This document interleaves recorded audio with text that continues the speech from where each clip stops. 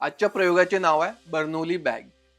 या प्रयोगाचा उद्देश, आपण मानव दिवसातून 17,000 ते 30,000 वेळा श्वास घेतो आणि काढतो.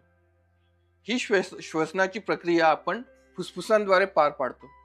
आपण कधी विचार केला का की ही प्रक्रिया किंवा आपल्या फुफ्फुसांची क्षमता किती आहे?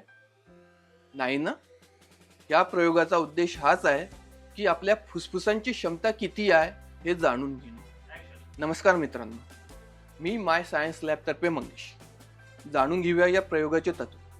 हा प्रयोग बर्नौलीचे तत्व याच्यावर काम करतो. बर्नौलीचे तत्व काय आहे तर हवेचा दाब आणि त्याचा वेग यांचा परस्पर संबंध आहे.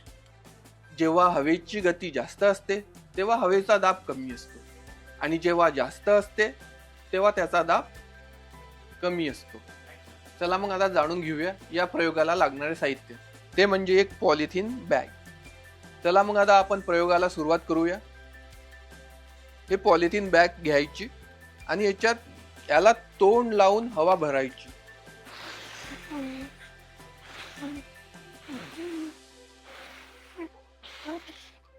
आता इथे काय झाले, हे आपलं पहिलं प्रकरण.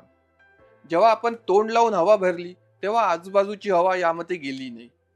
त्यामुळे काय झाले की आपल्याला इथं पॉलिथिन फुगायला किंवा याच्यात हवा भरायला जास्त वेळ लागला. जवळपास 5 ते 7 वेळा आपल्याला हवा भरावी लागली. याचं कारण असं की इथे हवेचा दाब जास्त होता. आता इथे काय आहे, आपल्याला जर फुफ्फुसाची क्षमता काढायची असेल तर या पॉलिथिनचं व्हॉल्यूम भागिले आपण यामध्ये किती वेळा श्वास भरला याद्वारे आपण फुफ्फुसाची क्षमता काढू शकतो. आता दुसरं प्रकरण, जेव्हा आपण दुरून श्वास भरला, याच्यात हवा भरली, तेव्हा काय झाली, इथं हवेचा दाब वाढला. त्यामुळे हवा जास्त वेगाने यामध्ये गेली आणि पॉलिथिन भरल्या गेली. हा आपला बर्नौलीचा सिद्धांत आहे. आता आपण यातून काय शिकलो? पहिलं म्हणजे फुफ्फुसांची क्षमता कशी काढायची ते यातून शिकलो. दुसरं बर्नौलीचा सिद्धांत. तिसरा हवेचा दाब आणि वेग यांचा परिणाम, हे यातून आपण शिकलो.